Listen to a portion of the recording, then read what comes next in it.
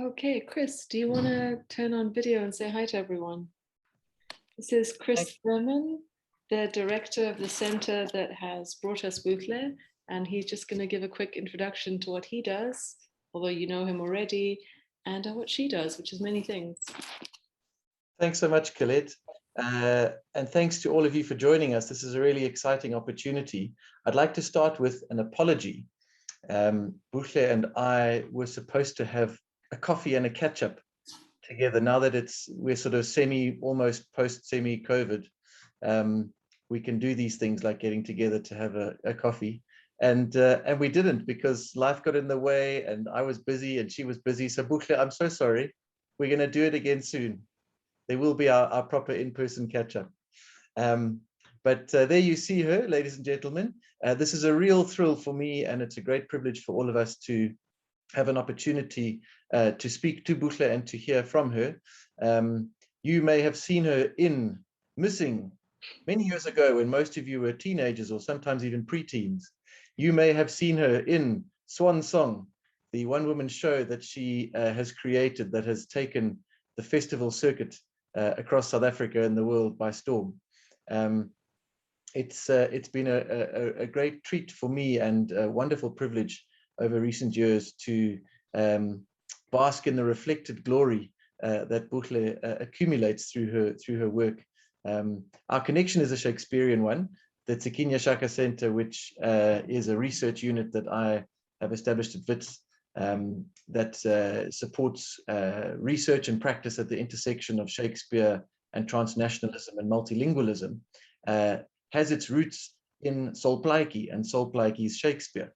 And Buhle has a very interesting family connection that takes her back to Setswana Shakespeare's in the 1920s and 1930s.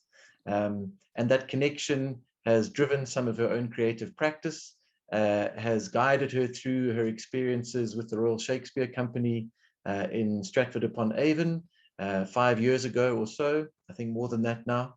And so Buhle's work as a performer, with its Shakespearean inflections, although that's only one aspect of the work that she produces, is a really thrilling direction for those of us who are interested in Shakespeare in a South African context to pursue, to observe, to support and admire.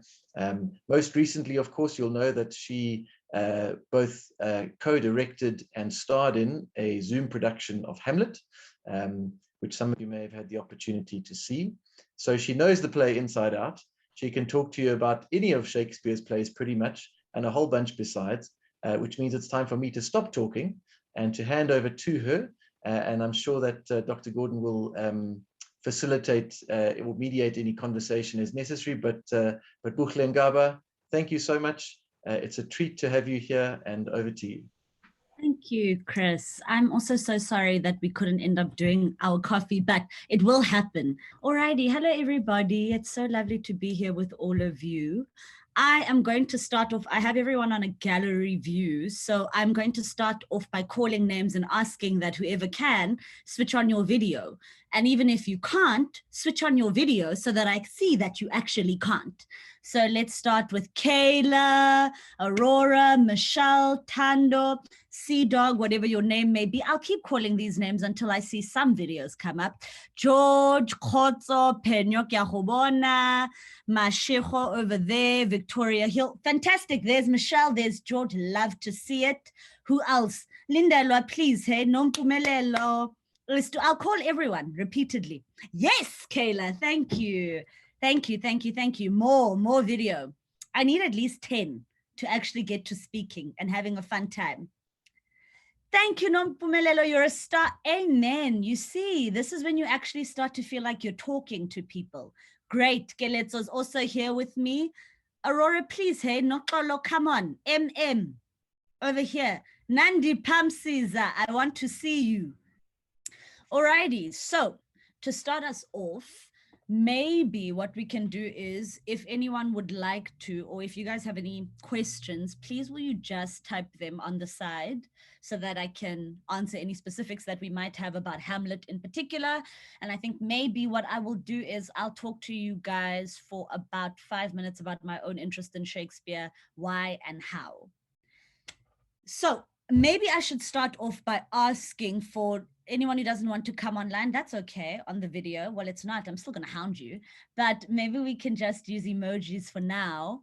Can I ask how many people here, you can just indicate, as I said, with your little emojis in the chat, how many people here feel like they understand what's happening in Hamlet? Great. Love to see it. Very, very good. Kayla, thank you for being honest. This so-and-so is also very good. Great. Okay. So we barely got anyone there. So maybe the question here to ask is, who here, thank you, George. I love the honesty. Exactly. Who here either feels like they don't understand what's happening in Hamlet? Actually, let's start with that. Who feels like they don't understand what's actually happening in Hamlet? Great. Very good. Sharp. Great. And then my final question would be, who here feels like they, and it's fine to be honest, ne? Who here feels like they don't really understand why they have to care about Hamlet? You know, who here doesn't understand why it's relevant? Who's like, but why? Shut. Don't be, it's fine, Michelle, it's fine. Do it with pride, babe. It's fine, it's fine, it's fine. So I just want to point out that it's not like, I often find when people introduce me, you know, and they speak about all of these things and the things that I've done in relation to Shakespeare, I'm always so shocked myself, just because I just want to point out that I never thought that I would ever like really be into it this much. I was definitely at like 16, 17 years old. If anything, I resisted it. I couldn't understand why we had to do it, particularly why in Africa. So it took me a long while for me to really begin this path. And I think Chris mentioned something really important there that I just want you guys to hold on to, because for me, this is why I got to caring. It's because in my grandmother's, after my grandmother passed away, in her garage, I found a copy of Julius Caesar. So that's Julius Caesar, translated into Setswana by Saul Plaatje in 1937, right? And it was published by Wits Press. So when I found this, it suddenly took Shakespeare out of a context that where I didn't understand at all, you know, where I was like, okay, fine, this isn't a very, not even in, you know, Britain, whatever of today. This was a very, very long time ago. So for me, I felt very removed from Shakespeare and his stories, because I was just like, these stories have got nothing to do with me and my people. So I don't know how it is that I'm going to be able to draw these connections, you know. But suddenly finding this Julius Caesar made me very curious. It wasn't that I suddenly went, oh my gosh, now I understand Shakespeare and I know exactly what must happen. No, I just got curious about it, because I went, gosh, but if Saul Plaatje at that point, right, in Kimberley, was so invested in the story to the point where he translated it into Setswana, and not just any Setswana, right? The kind of Setswana that my grandparents spoke, but also pure, beautiful language, you know? So what that did for me is I went, gosh, if this man cared even pre-apartheid, there must be something there. Directly after that, I was awarded the Brett Golden Bursary, again, to go to the Royal Shakespeare Company. Again, this wasn't something that I thought would actually happen for me, but it did. And even so, when I got there, again, I just have to keep saying this, there was still this slight distance, but because I was surrounded by it, I got even more curious. So I started to look for answers. And what I looked for then was something, a word that I kept mentioning right at the beginning of this, which was connection. What I also realized by the time I got there is I went, okay, if I can at least begin to understand the Shakespeare thing, it gives me a little bit of a leg up by way of a global platform, because if I can understand Juliet, that means I can play her anywhere. Forget that. If I can understand Macbeth or Hamlet, that means that I can play it anywhere, just because it is everywhere. So initially, my interest in Shakespeare wasn't just because, oh, I really like Shakespeare. No, my interest was just a case of, okay, cool, it's everywhere. Clearly, there's a reason that it's everywhere. One of the oldest, you know, literary heroes of South Africa was interested enough to invest in this way. So what place do I have in that? Am I making sense? Shut. So in doing this, I found really crazy things when I got there too. I'm talking about Stratford upon Avon. Quite frankly, I felt very lost and alone, and I was a bit confused initially because I was definitely like, what is a girl from the Northwest, Vryburg, all the way in South Africa doing in this huge town? It's not that big, to be honest, but still, it's intimidating. And I was also just like, I don't know if anyone is ever going to see me as part of this world. But something really incredible happened to me while I was there. How many of you have watched I May Destroy You? I May Destroy You. I May Destroy You. Do you know Michaela Cole? Okay. There is an incredible series that I need you guys to watch. I'm actually going to start writing references here. And I also just want to say, just to slip it in here, I know her, it's on my watch list. Fantastic, George. I'm going to keep referring to certain things that in your mind, I'm pretty sure you're going to be like, but what does that have to do with Shakespeare? But my point here is going to be, it's just a story, just like any other story. So if you see it that way and you begin to engage with these stories this way, you will begin to see how, my gosh, there is actually modern text or a modern series that plays something similar, So I've put this here, Michaela Cole. The reason that I'm putting it here is because there's an incredible actor in this series who plays one of the leads, and his name is Papa Esidu. I'm going to keep sending this. And when I watched him, he is a Ghanaian, British-born actor, and he was playing Hamlet when I got to the RAC. In fact, the Hamlet that I watched was with everyone was people of color, except for Rosencrantz and Guildenstern, which was a very specific decision also. And one other character. I can't remember, who did he play? I think he played, I need to remember who Brian played. I can't remember. But the point is, this was also because the Royal Shakespeare Company that year just looked that way also. So instead of everyone running around and being like, oh, it needs to look like this, it needs to look like that, that isn't what we did. You looked at what the company had, then you looked at the best skills and you give the role, right? And something really wild happened for me, though, because that was the first time that I'd ever actually heard and understood Shakespeare.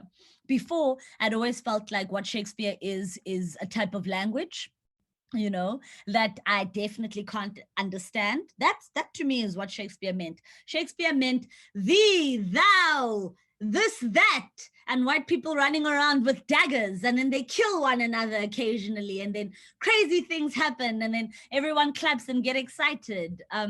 I can see you're laughing there, Nompumelelo. It's because you've had similar thoughts actually in the back of your head, But what happened there was I got to watch a world that looked like mine, because there was people, so it looked like the people in my world too, black and white. But also because I could suddenly identify, with the world and the story, I could hear it far better. So it suddenly turned into me hearing not about Hamlet, this famous story. It turned into me hearing about a young man who loses his father at a very young age, is called back from university to a town and to a place where he has obligations that have been decided for him before he was even born. And watching that was a completely different thing. Suddenly, I didn't get so hung up on thee, thou art, this, that. No, I was watching it and I was hearing it. But furthermore, I suppose what I also got to experience while I was there wasn't just watching it, is I got to play with it myself. And so this is something that I'm going to keep saying to you guys repeatedly if we get to meet again, is you are never going to understand this thing until such time that you start to tackle it. So what I mean by that is, you aren't going to read it on the page like this, scene 1.5, and understand. That doesn't work with Shakespeare. You have got to do it. You have got to say it.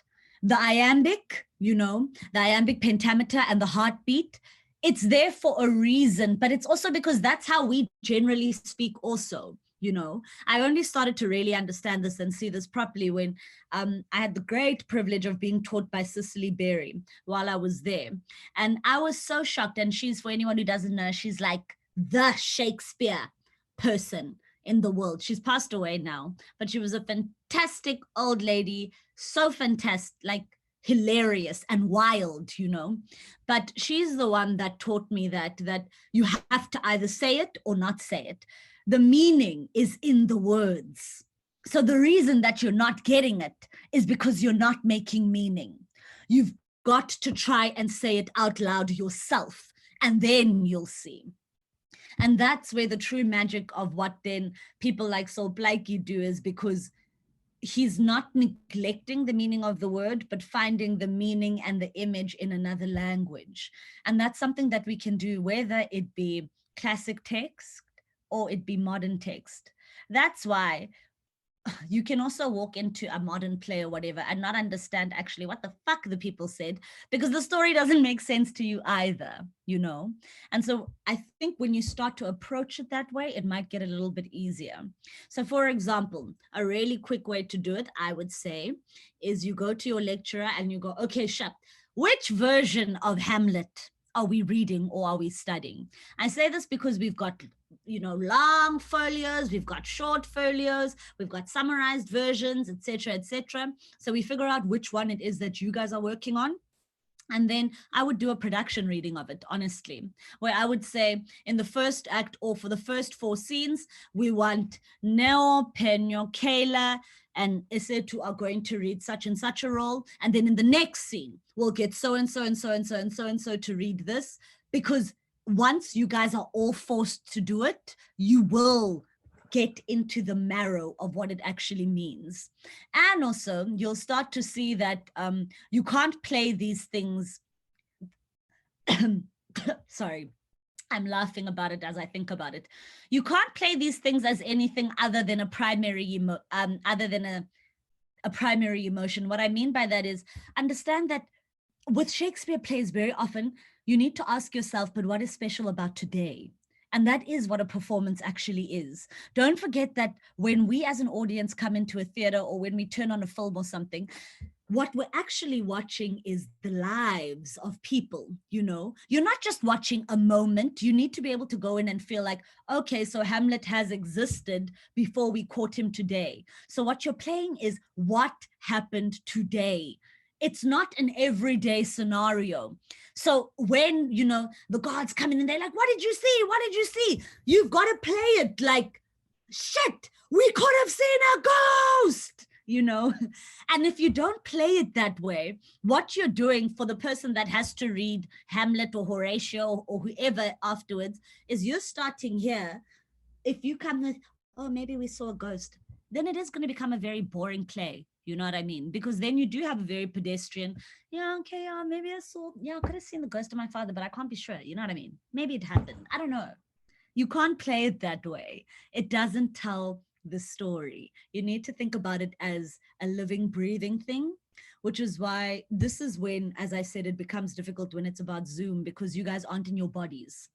You aren't in your bodies, and you're also not getting the opportunity to really attack the text in all ways. What I would also do then is I would say to you guys, okay, cool. Let's not, sorry, I just want to look in my own, I just want to show you. So for example, they're different versions, you know, like this is a very long Hamlet, you know. So what you do with this is one thing, but this is a much shorter version, for example. But that's what you guys need to do for yourselves. You have to start creating what the story is for you. Something that I also love to do is, if you guys were to summarize the story, hello, the language uses is very difficult for me to understand. You said something about it's on a version, how do I find it? That completely makes sense, but this is what I would say. Now, can you just come up on video just for 2 seconds? I promise I'll let you go off afterwards, just because this is actually one of the best. It's a really good ask. Just come on, just quickly. It doesn't matter what it looks like there. But I just wanted to say, no, don't run from me. Just come smile there quickly. Just wave at me, please. Asseblief. I'm also going to be here.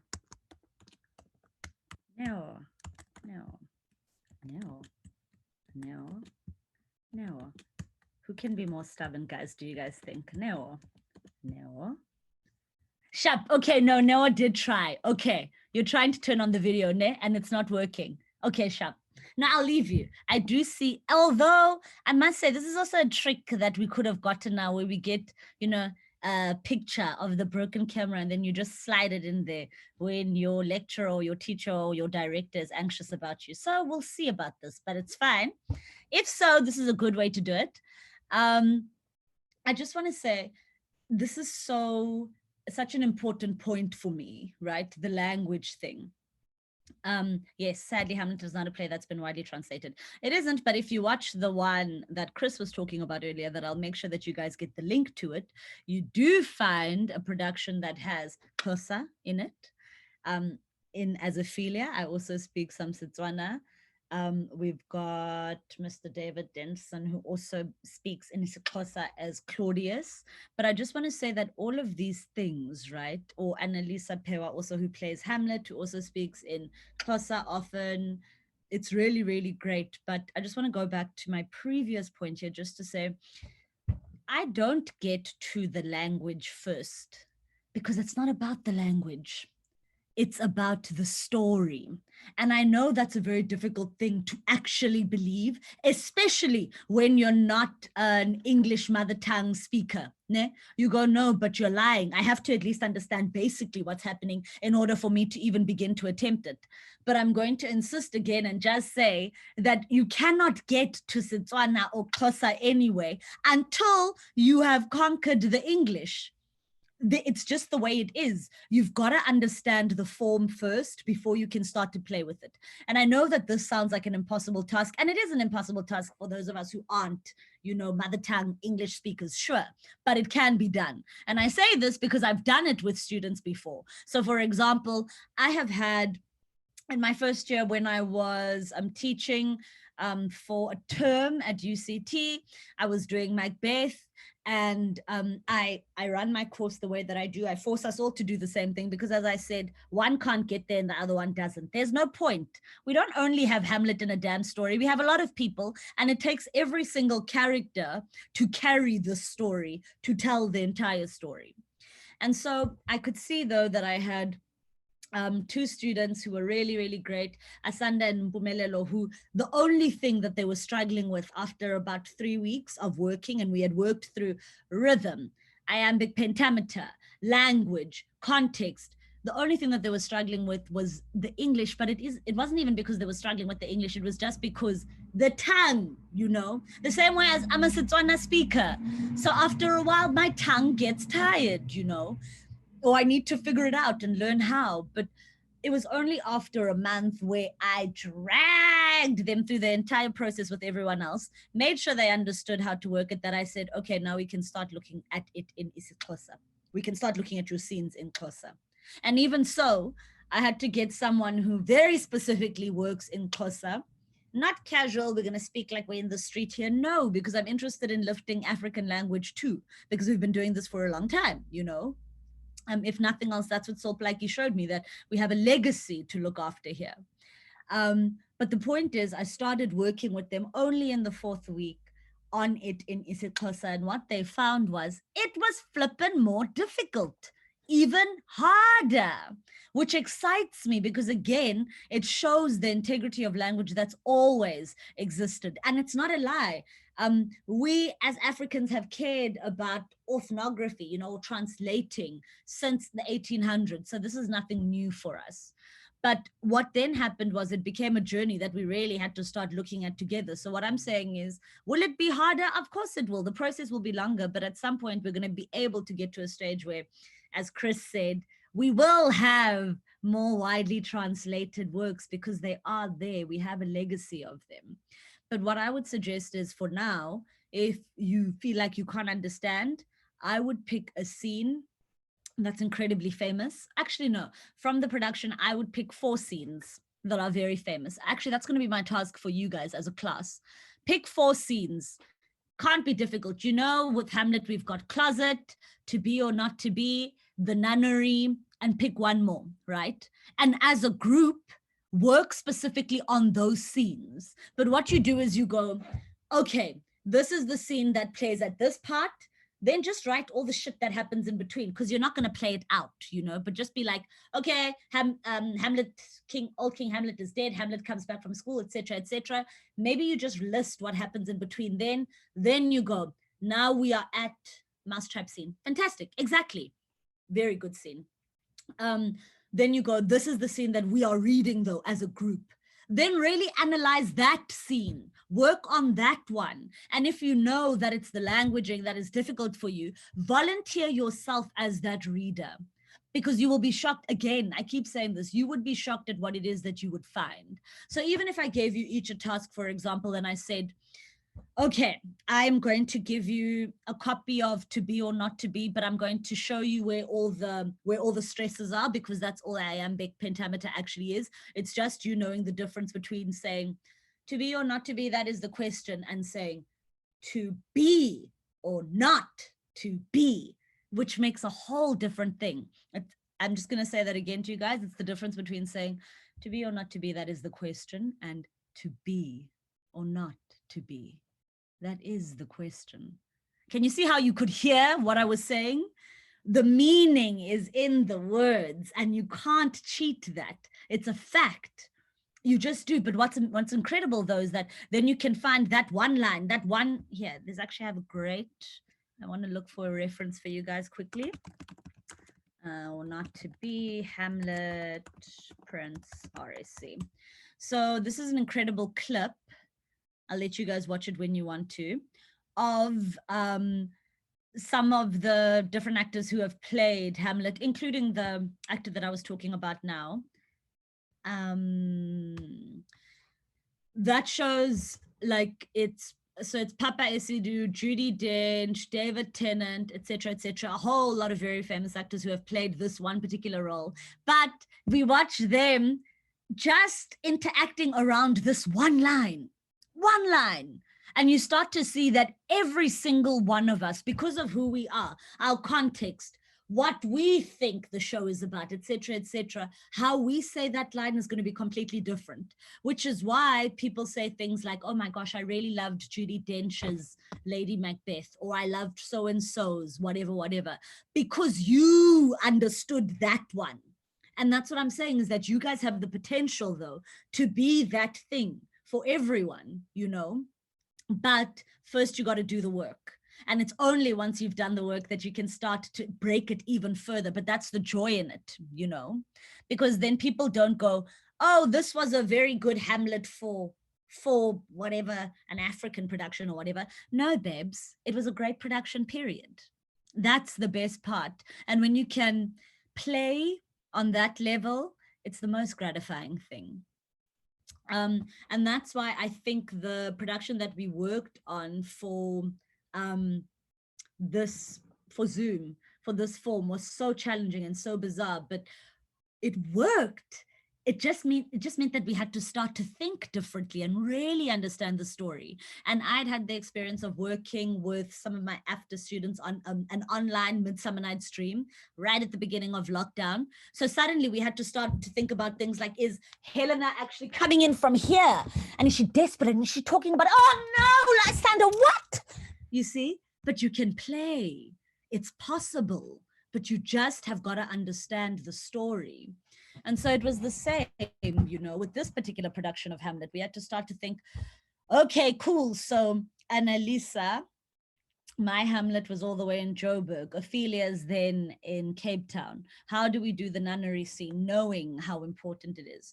How do we do, but these restrictions also come up with a lot of gifts, because it meant, I really, really hate that Ophelia is given so little, but that's the curse of women in Shakespeare. It's the absolute worst. It's the pits, which is why we're all actually allowed to play whoever we want to play, as far as I'm concerned. Just be good enough.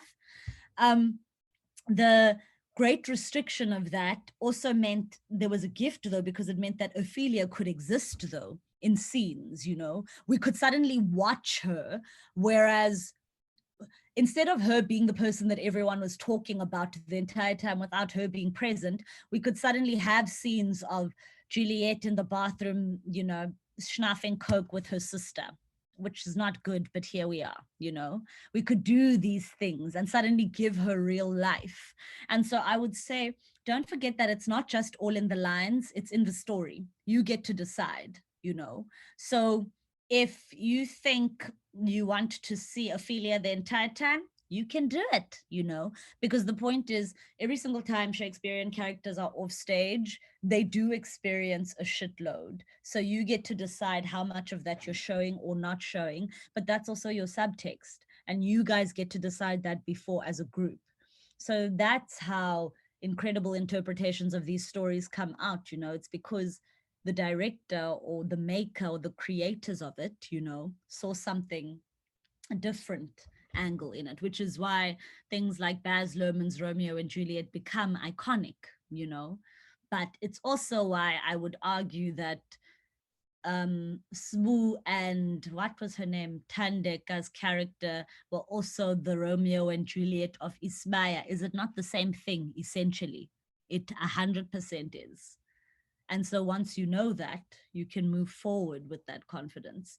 But I won't lie, the truth of it is, it's difficult and not everyone does it because it is difficult, you know. That's just what it is, but that's what performing is. And I also, I would say, or performing or creating, that is what it is. It is challenging. You've got to get specific, and that's, you have to do the work. There is no getting past that. But I can say, once you get through that initial bit, the real play and the joy is in how you can bend it, rip it, change it as you will. But you can only do that with a full understanding of it all. So there is no such thing as an original play, or there is, but it has just evolved. Exactly. That would be my argument, Victoria. I would say, and that's what I was saying about whether it be classic, traditional, or modern, we find echoes of the same narrative all the time. You know, we just spoke about the Romeo and Juliet trope now, you know, or Macbeth and Lady Macbeth also. I mean, I could definitely be like, listen, I would love to do a definite feminist version of this, you know. And of course, Lady Macbeth would be my vehicle into that, you know. There's so much to talk about. Or, for example, our Hamlet, Neil very much wanted to work with the Zulu royal family, and in particular, what's been happening recently, let's say. And so for me, suddenly thinking about Ophelia in that way, and thinking about Ophelia in Zululand, let's say, suddenly she's not Ophelia. Essentially, her father works for the palace.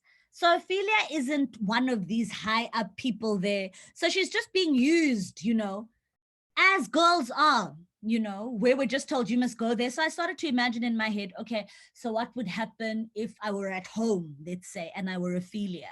You know, you start to go, okay, so all of these men would come in here. I'd be allowed to do this or that. I'd be forced to make this kind of tea. I'd give them this. What would I think of Gertrude? She would be that older auntie who I'd be very anxious of. I know that they've said that I need to be married to Hamlet. I've been promised, you know what I mean? So suddenly, and in my mind, so I went, okay, maybe he's been sending her dick pics the entire time he's been at Wittenberg. It's valid, guys. Do you know what I mean? You got to give yourself that context. I like how George is laughing there, but we did. It was something that we spoke about before, but it's just that texture, you know, so that by the time that she's talking to her sister and going, yes, I know you say that I mustn't trust him, but actually, I really like him. It makes for a much more interesting character, you know, and also it gives her an opportunity to be a real person. And also you can't ever despise who you are playing, no matter how much you'd like to. You've got to figure it out, what it is that's special, what's endearing. And with all of this in mind, you know, the Ophelia that I got to play alongside Fanny Swayisa's Gertrude, for us, we got to be in conversation, in performance about something much bigger, you know, as Black women on this particular continent here, you know. We got to speak about power, what it means, what it looks like. Yeah, great. I am done for now. Does anyone have any questions? Don't be shy. I'm not going to ask anyone on the video because they've stayed. and it would be unfair. Y'all pushed through. Maybe you guys could ask me questions about, or maybe someone could tell me, what are you guys working on at the moment specifically? An essay. Is it an essay? It's an essay.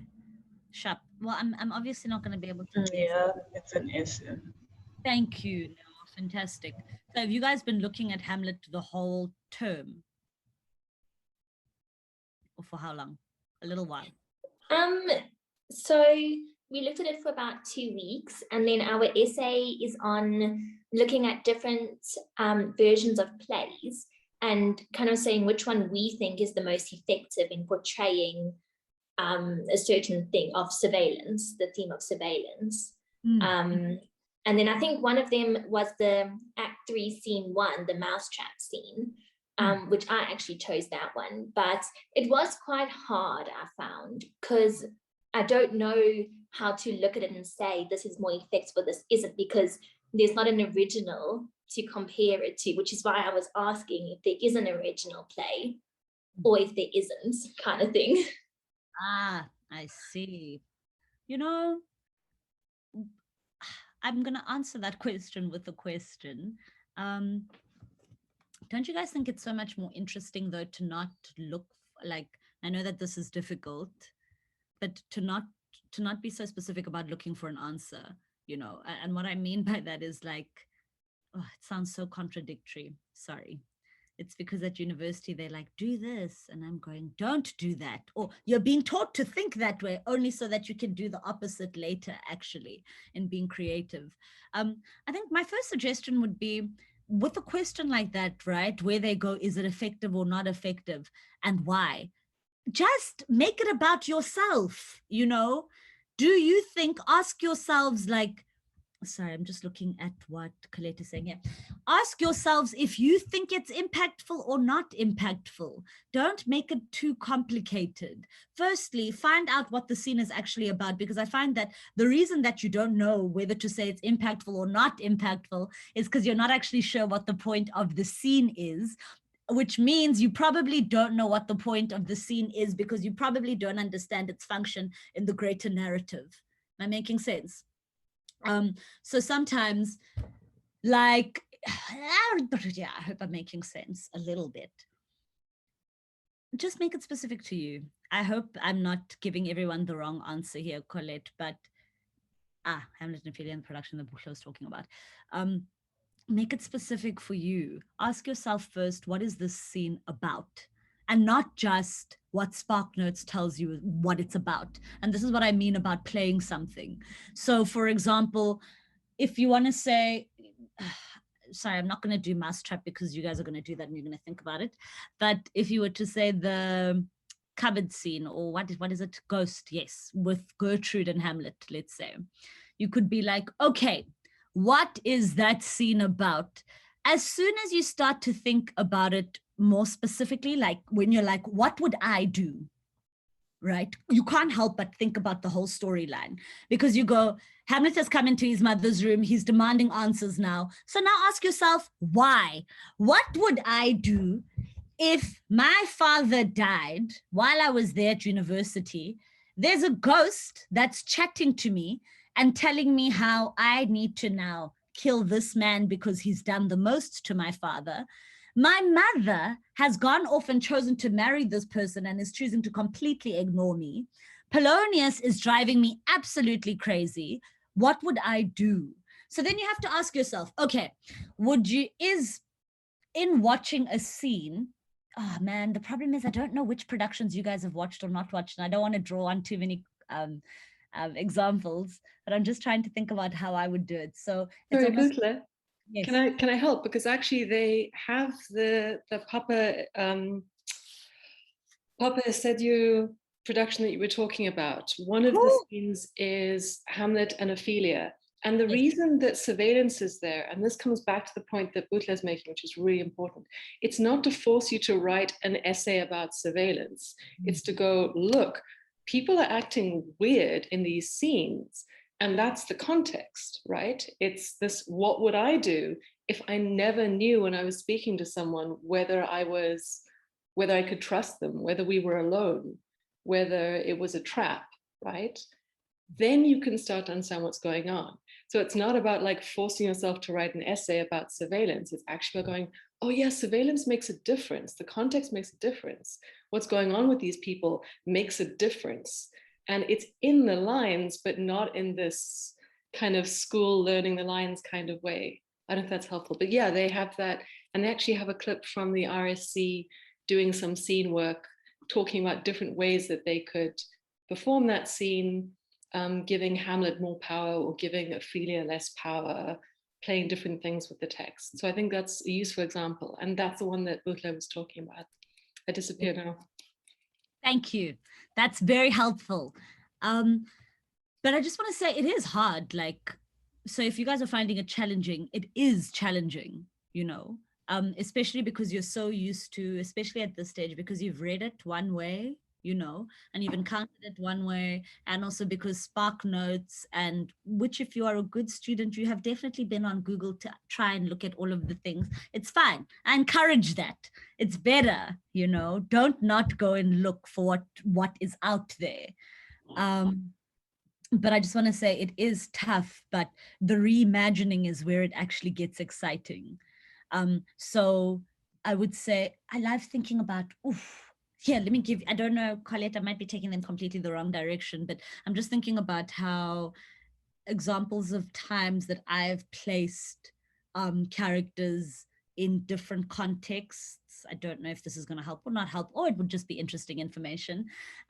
But for example, I had to look at the balcony scene with Romeo and Juliet, right?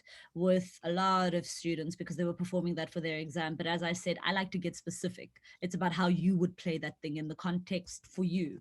So one of the best, you know, that I did that I really loved was we had Juliet hanging up, both of them were from the Eastern Cape, my Romeo and my Juliet, in that particular coupling, you know.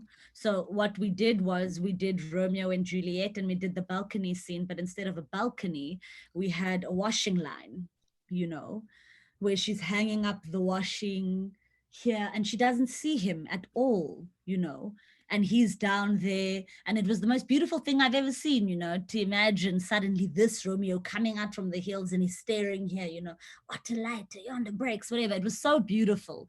But also to then watch her having to step when she couldn't see him, you know, is when she would step behind, let's say, in particular here. And he had to do the job of figuring it out. I think I'm making sense though, right? But in that context, it worked super well, is what I would say in the essay, for example. Having Romeo and Juliet by a washing line in this particular village in the Eastern Cape, because that's where my people are from, also worked incredibly well. In fact, it was even more effective. Does that make sense? And I suppose that's also why, with examples like what this Hamlet and Ophelia, Papa and what's her name? Natalie, there you go.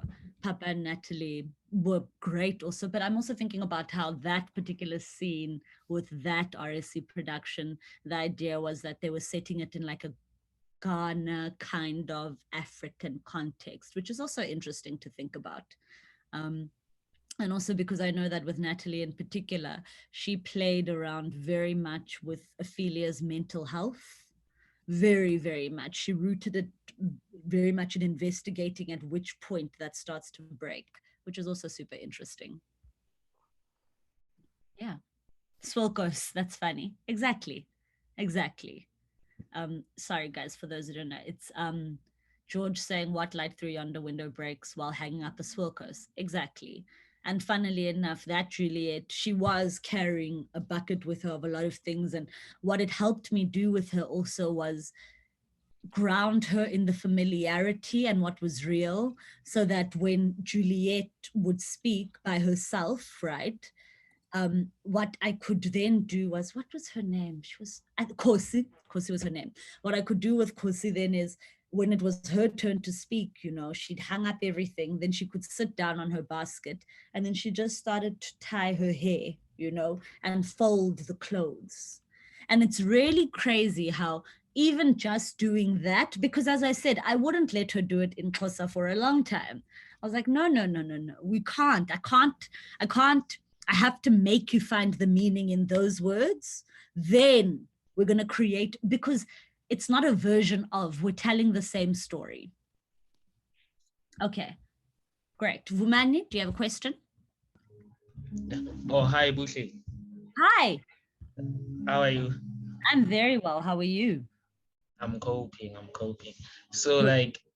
like, since like in the play, man, we talk about surveillance a lot, ne? And since you acted as Ophelia, I don't know which part you acted, maybe the whole thing or what, because there's where Paulinus and Claudius put Ophelia and Hamlet under surveillance. So like for you and having gone through the experiencing it, I want to know, Witty, how did it feel to perform knowing that you under surveillance compared to someone who's just like performing, they know they're just performing for the audience, but they're not really under surveillance of like specific people. Like from your own experience, having experiencing it and performing, I wanted to know how did it feel knowing that you're under surveillance. Yes. Can I just ask a question? Thank you so much for that question, Vumani. I appreciate it. Can I ask, Colette, what do we mean by surveillance? Just like all round. Sure. So it's just shorthand, right? What actually matters is, again, it's not like people say like there's a theme of surveillance. Forget themes, like throw them away. They're for school. They're not for the stage. What matters is that Hamlet meets with Ophelia and he meets with Gertrude, and both times he's supposed to be alone, and both times he's betrayed and he's not. And that kind of sets up a pattern where you go, okay, this guy can never trust any situation or any relationship. When Gertrude calls him to her closet, she's actually not even calling him to her bedroom. She's calling him to a room. That's what a closet is. It is completely private, where two people are never, where it's one person only. And even there, they're not alone. So like, don't worry about the big word, you know, that's actually the situation that matters. Got it. I just want to say on that, if you guys think about just along with what, it's so crazy. My answer is always going to be get specific and get specific with yourselves. It will make it so much easier because like this actually, it's true. We think about it. You know what I was saying earlier about how with Hamlet, we have to think about what's happening that's special on this particular evening or this particular day when we open the show, etc., because then we watch how things unfold. Is this happens to you all the time at home too, you know, all the time. This is your reality. As if you have, sure, maybe no one poisoned your father and your mother didn't go and marry your uncle, etc., but your families keep secrets because they want you to do a certain thing, you know, because they want you to behave a certain way. And as soon as you think about it that way, you start to become even more aware of how it plays out in Hamlet and how wrong it goes, you know. So if you start to imagine how it's like, you know how when you're 16 or whatever and your parents start to become aware that you're growing older and that you might go off to varsity or whatever, and then all of a sudden they start talking about drugs and weed a lot as a gateway drug, you know, but they don't talk to you about it directly. But maybe you hear so-and-so talking amongst themselves, or the first time that you come back home after being at varsity for 6 months or whatever. And obviously you've changed a little bit, but you find your cousins or your aunts, you know, are talking with your mother. Oh, you know, she's like this now, blah, blah, blah, blah, blah.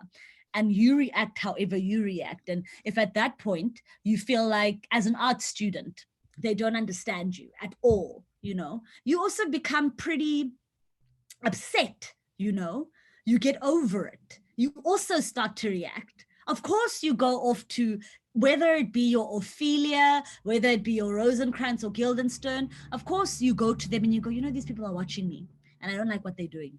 I don't enjoy that shit that they're doing. Some of us also, we can end up looking to get a response from your family, right? Or the very people who are doing it to you. You start to play it up. They go, oh, you know, she's acting very crazy. It's that art department. You know, that drama thing that they do makes them a bit. Then maybe next time you come home, you act a little bit crazier, you know, because you go, yeah, Vela, I'm crazy. I'll show you crazy. Am I making sense? So don't look at this too far outside of yourself, because as soon as you start to look at it within your own world, it'll start to open up to you more, and you'll start to see, you'll start to recognize these things, you know, these parallels. You'll start to go, okay, cool. He feels like shit because of this. Ophelia and Hamlet are kind of like this. And I will say there are a lot of gaps that in general, that is our job as the creators, you know. Bye, Colette. At some point, you do start to see these correlations between you and this person, and it starts to make the story come alive for you, and it starts to become a little bit easier. And then to answer your question specifically, Vumani, about what it feels like to be surveyed or watched, weird, very weird. But I'm so glad you asked it, because in my mind and in my heart, you know, Ophelia is watched the most, you know. I'm pretty sure that if she got 5 minutes alone to also get the opportunity to soliloquy about how fucked up her life is, she would do it. But they never leave her alone. There's always someone watching. And in particular, when Laertes, so in the production that I was in recently, Laertes was played by, was a sister, an older sister, which again changed the dynamic and made everything so much more immediate and raw for me, because I have an older sister also, but also because then that the relationship changed in the production also. And I just feel like it gave Ophelia more agency for it to not be all these men who are busy going rah, rah, rah, rah, rah the whole time, you know? And that anxiety was terrible of knowing that they, not only do they want to follow you and survey you, but they want to tell you what to think, you know? And also then the recognition. I think that's the difficulty in my interpretation anyway, is that I think that Ophelia and Hamlet and Horatio I feel like all of the young people in this production also start to realize at some point, you know, that it's far bigger than them. And that's a terrible place to be in, especially I think when you've been privileged for such a long time, which they are, you know, they're kids of this castle, etc., etc. I think when you start to realize that all of your decisions haven't been your own, and that they are going to make you do what it is that they say is going to happen no matter what, you start to resist against that, you know. And for me, Ophelia is so deeply in it, you know, that of course she loses her mind. What's her alternative? Once you see and you go, shit, so all of them want me to be with this guy. This guy is clearly not well, like things are not okay, yet this is it for me. And this is what all of you have decided is it for me forever and ever and ever. So an example of a successful, just because I'm thinking about it now, a successful way to show something, or whatever the words we were using before, a surveillance, blah, blah, blah, is Neil did this really amazing thing where after the nunnery scene, after the nunnery scene, when she's so taken aback, you know, we swapped it so that I think Polonius comes in at that point with Claudius, and they speak right in front of her, you know, and they go, gosh, you know, what did he's obviously lost his mind. I mean, she obviously couldn't do anything about it. So he had us on screen so that you see these two men again talking around this person who it's actually about. And then the description, actually, no, that's what it is. The description is, as Hamlet walks out for the nunnery scene, he sticks this on her head, you know, and that's a fragile sticker, right? And then you had these two men come in with her with this fragile sticker, and she's not given an opportunity to say shit.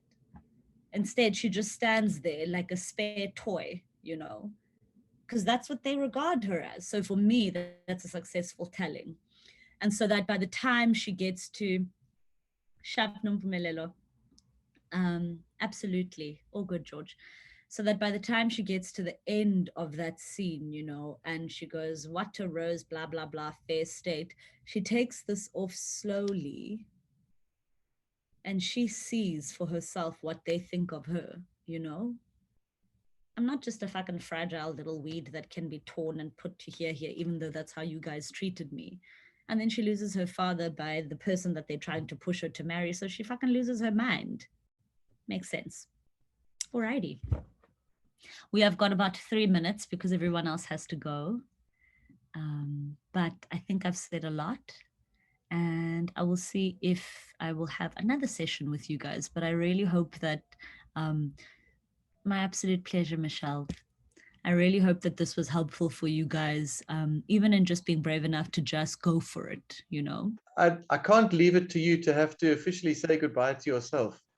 I've been skulking like Polonius here in the background, listening in, but not in the ugly surveillance way that Colette was describing, in the nice surveillance way. Good. But can I before we run out of time, and I know there'll be other students who have to leave for 2:15 classes, just take a moment for me to say on behalf of everybody, thank you so very, very much. It's been such a pleasure listening to these insights from inside the play. I think that's what you bring to us, is what it's like to inhabit characters, to think of this not as text that is read and puzzled over only for the sake of exams, but something that means or has meaning because it is a narrative, because it is a story, because it's populated by people that we might know or recognize, and because it's something that we can change and subvert and parody and adapt and appropriate. It's really riveting to hear all the examples that you've given, and to talk about how you and your fellow theatre makers have been able to inhabit it from the inside out, or the inside, but also to turn it inside out. And that's really, really invigorating for all of us. So thank you so much. One last thing I want to say is that for those of you who've been asking about translations into Setswana, Buhle is working with Sabato Mpomokai who's a Setswana translator and a scholar, on some extracts from Hamlet, which we are hoping in years to come might become a full translation. Watch this space.